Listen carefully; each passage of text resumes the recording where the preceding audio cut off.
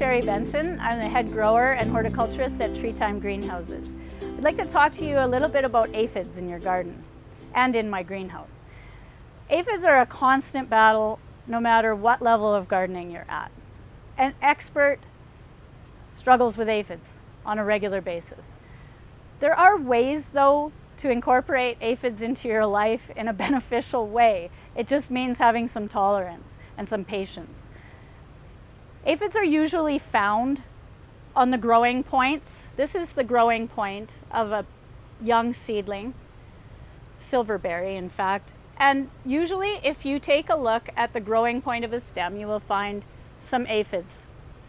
Other places you will find aphids are, this is a runner of a wild strawberry actually, and they love hanging out on this soft, tender new growth.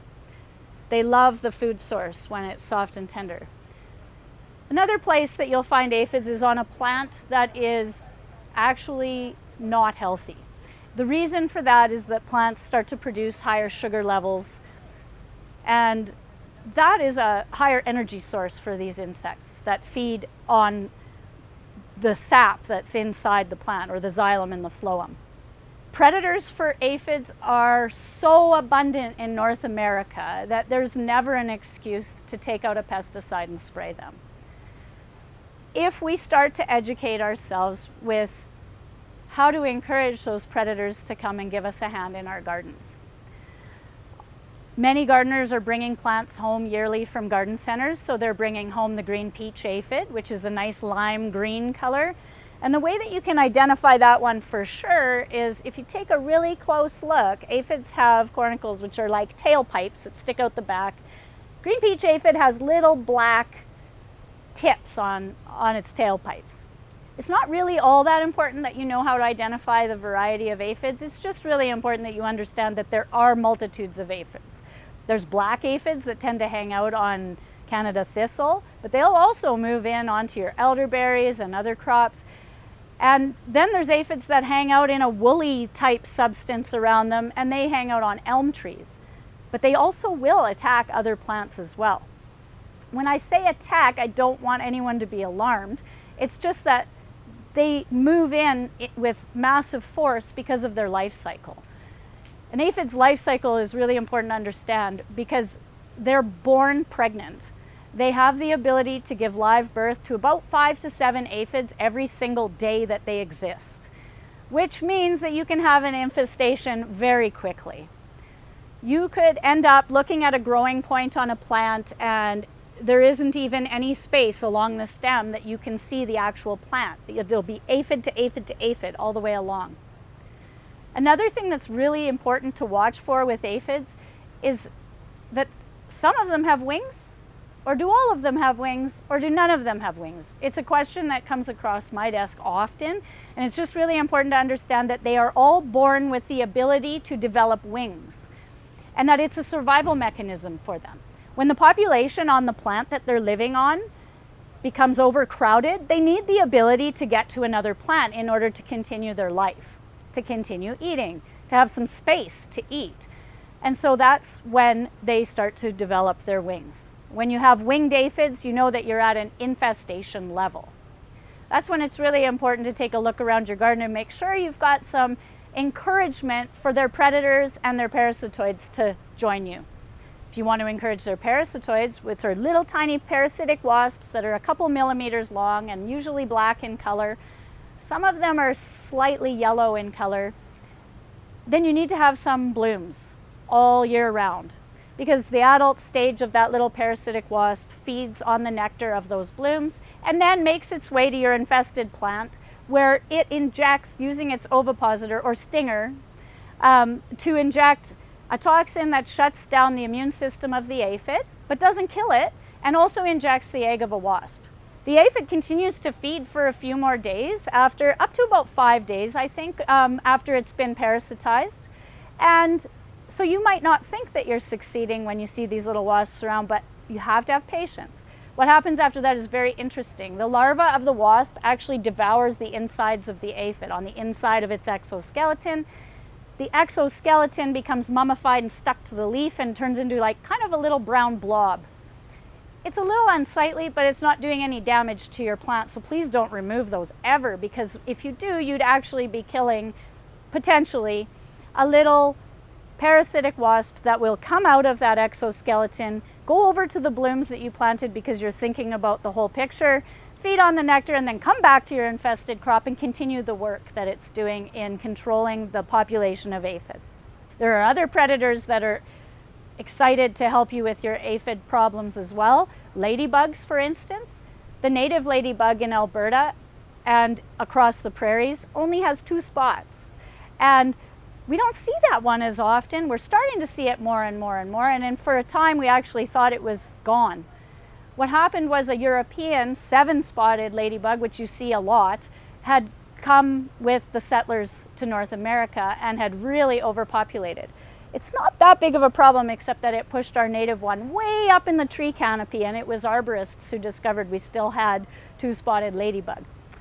So it's important to also understand that ladybugs are terribly ugly when they are young, when they're in their larval stages before they pupate and turn into a little black ball on your plant and then turn into the beetle that we all love. They are millimeters long and black and often have like blue and orange or white striping on them. They crawl around really fast because they're a predator. They're adapted to be a hunter, just like a coyote in a field moves fast and the herbivore, the cow, doesn't move at all.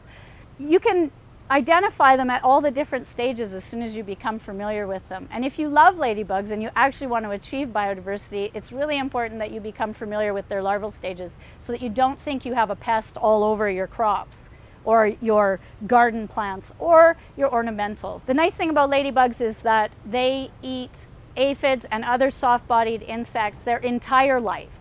Not like the wasps, who pollinate and feed on nectar in their adult stage. Ladybugs in all stages of life devour soft-bodied insects. And they're considered a general predator because they won't just go after your aphids. They will help you with other problems as well. And I'd also like to point out that we have lacewings. Lacewings in their adult stage are a lime green color and they're very delicate. My kids always described them as fairies when they saw them. There are brown lacewings as well, a little less looking like fairies, maybe they're elves or something. But all of them are pollinators in their adult stage, so they're lovely to have around. When they're in their larval stage, they are considered to be an aphid lion. That's a common name for them. And the reason that they're called an aphid lion is because they devour the entire aphid in 15 minutes. I have timed it. I have watched them in a petri dish with an aphid devouring every piece of the aphid until it's completely gone. And of course, I had to set a timer because I'm nerdy like that. They also will help you with other insect pests that you have, and even the nymphal stages of plant bugs. I've trialed that in greenhouses as well, and it works. Or lygus bug is another name for that. It's important to recognize with lacewing that sometimes underneath the leaves of a plant, you will see a tiny little string and a little fuzzy white ball dangling from that little tiny string. And you might see upwards of 15 of those underneath a leaf. Those are lacewing that are pupating. That means that they're done their stage of being aphid lions and they're resting and going through metamorphosis, and they're going to come out of there as that pretty green fairy that's going to go and pollinate your fruit plants in your garden or your vegetable crops. Very important to recognize.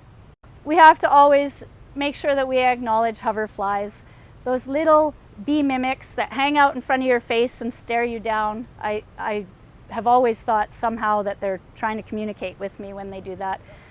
But the bottom line is they are a predator. If you have lots of those, you'll see those before you'll see the aphids, but they are an indication that you do have some aphids in your yard.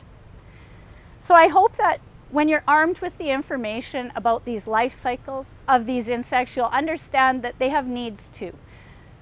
Needs like water. They need to have water available to them. In 2021, Alberta had a drought of proportions that scared every single grower on the prairies. My greenhouse operation ran out of dugout water. My biological control program tanked for a little while.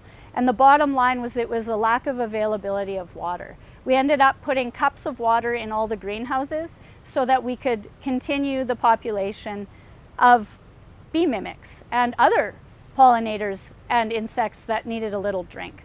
So consider a way that you can provide water to these insects in your garden. A lot of people are reluctant to do so because of mosquitoes. Don't worry about that. The mosquitoes will be taken care of when a bird stops by to have a drink as well.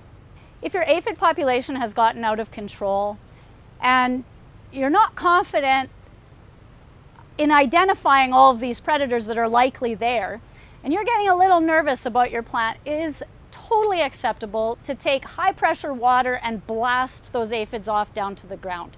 I highly recommend that you do that at dawn or dusk, because what's going to happen with them on the ground is they're not just going to come right back up on the plant. They're herbivores, they're slow moving, they don't have to chase their food. It's going to take them a while to cause you a problem again. In the meantime, because it's dawn or dusk and it's dark and cool, the carob beetles that are underneath the ground, which are also general predators, are going to find those aphids, and that's going to be a tasty little snack for them.